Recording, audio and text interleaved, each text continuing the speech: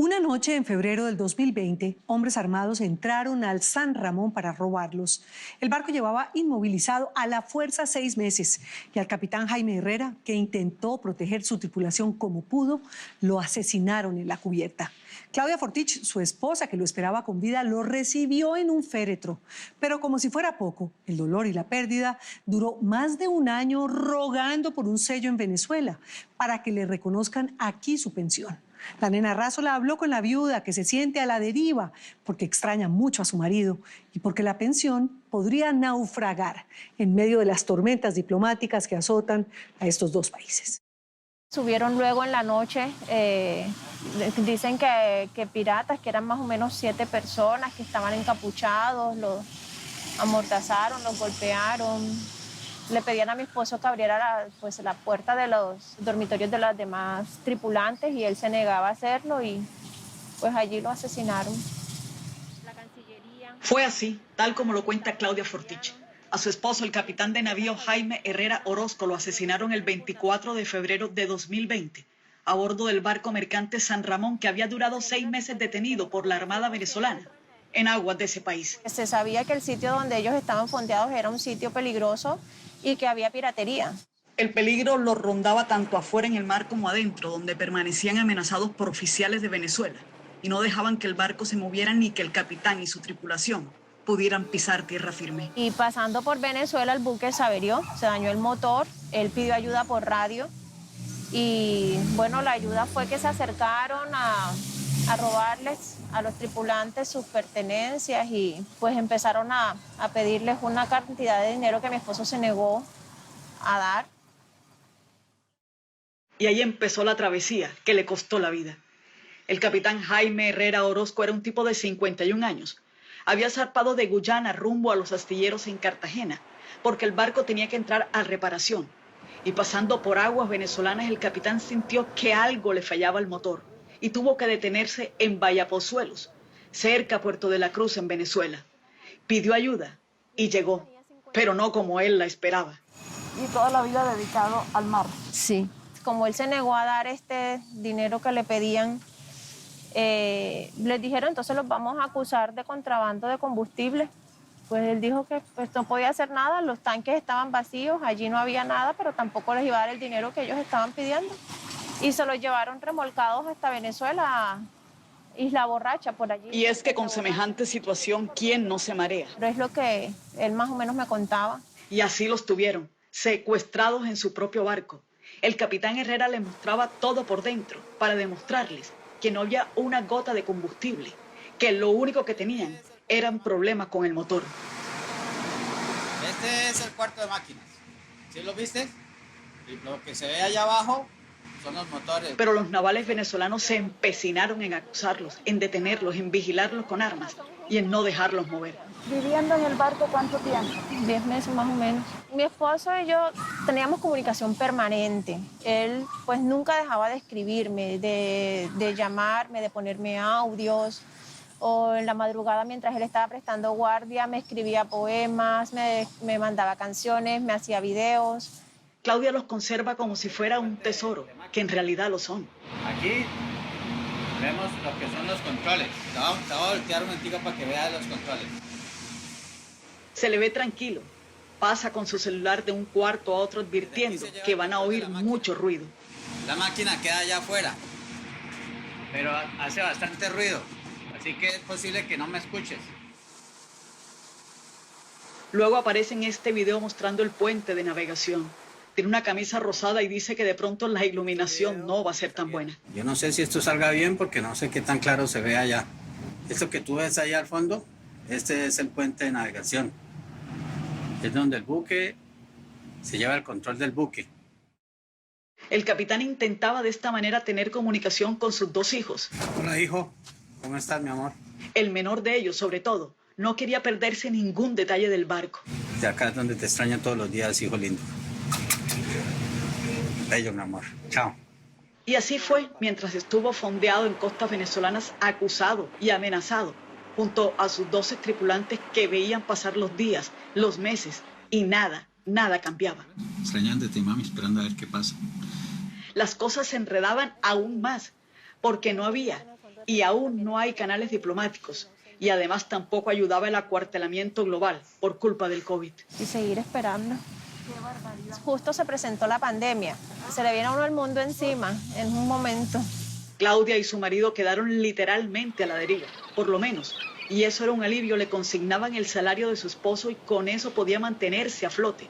Pero un día, eso también se fue a pique y ella sintió que el agua le llegaba al cuello. La empresa donde trabajaba mi esposo, por alguna razón, no siguió consignando los salarios como lo hacían a las cuentas de las familias y decidieron llevarle salarios a la tripulación al buque.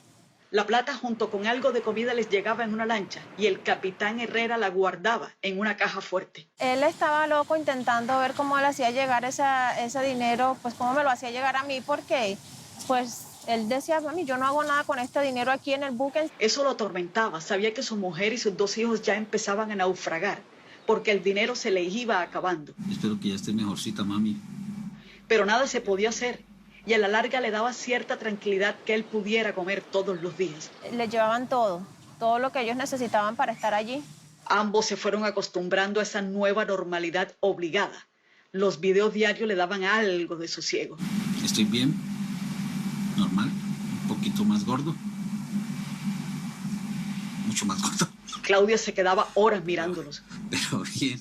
Sentía como si fuera una renovación permanente del amor que ambos sintieron hace 19 años, cuando decidieron pasar el resto de su vida juntos. Y me alegra mucho verlos, escucharlos y mantener este contacto que es muy importante para que nos mantengamos unidos, amor.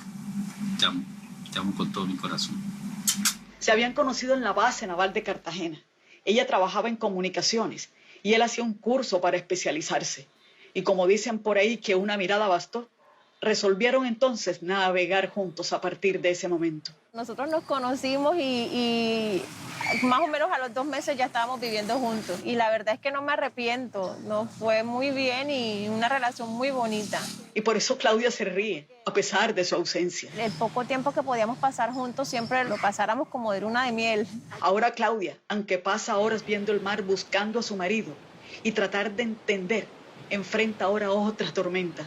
No solo perdió a su esposo, sino que lleva un año, tratando de que le reconozcan el pago de la pensión que dejó su esposo.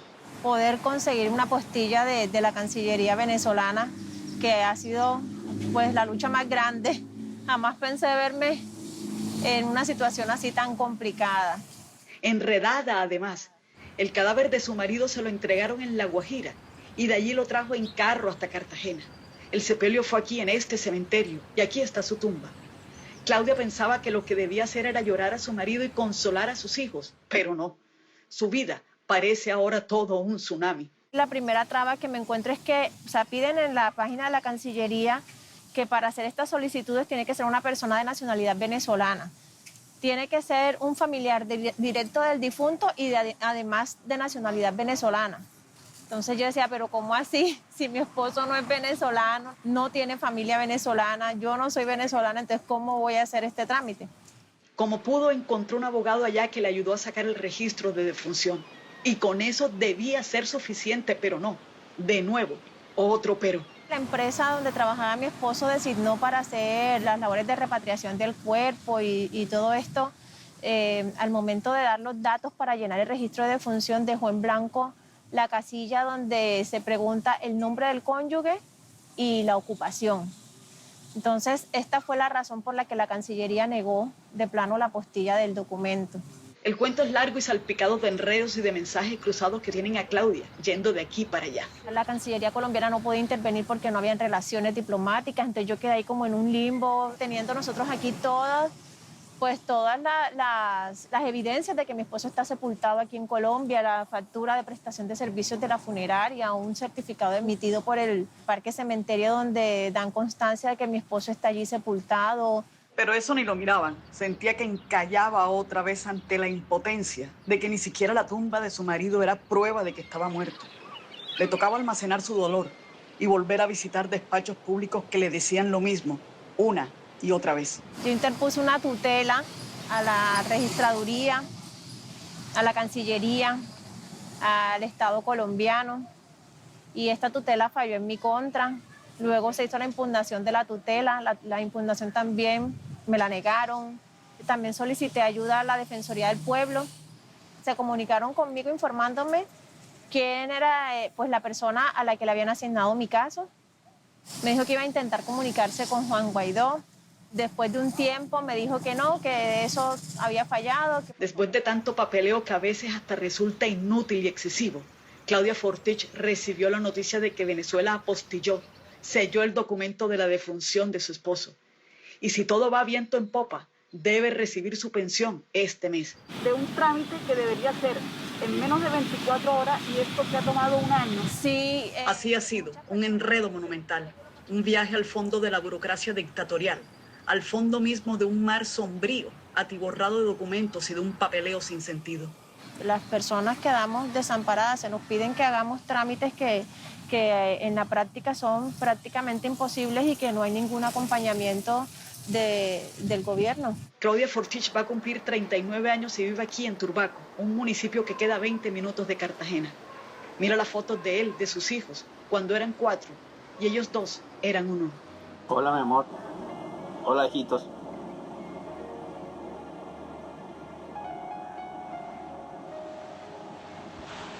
Quiero decirles que los amo mucho. Que los extraño. No le costó trabajo el día que lo mataron saber que algo no andaba bien, que su vida estaba a punto de dar un timonazo. Empiezo yo a escribirle, amor, estoy preocupada, le mando emoji llorando. Luego le digo, ay, amor, solamente espero y le pido a Dios que sea que ya vienes en camino a vacaciones y me quieras dar la sorpresa.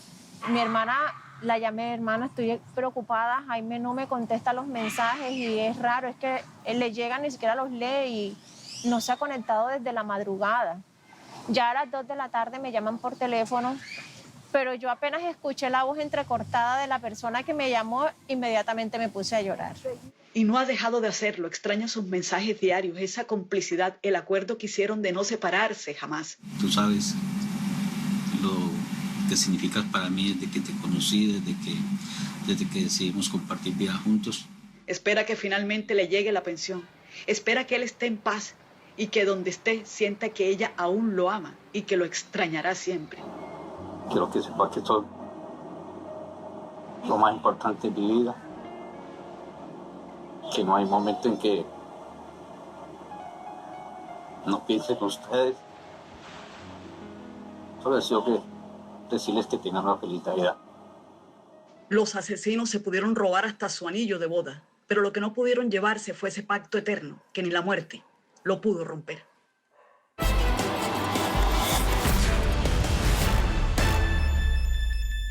Las autoridades venezolanas anunciaron una investigación sobre este crimen y hay 4 oficiales de la Armada de ese país vinculados. Pero hasta el sol de hoy, nada de nada. Hola, los invito a que se suscriban a nuestro canal de YouTube aquí. Y si quiere ver alguna de nuestras grandes historias, es fácil. Haga clic aquí. Chao, nos vemos.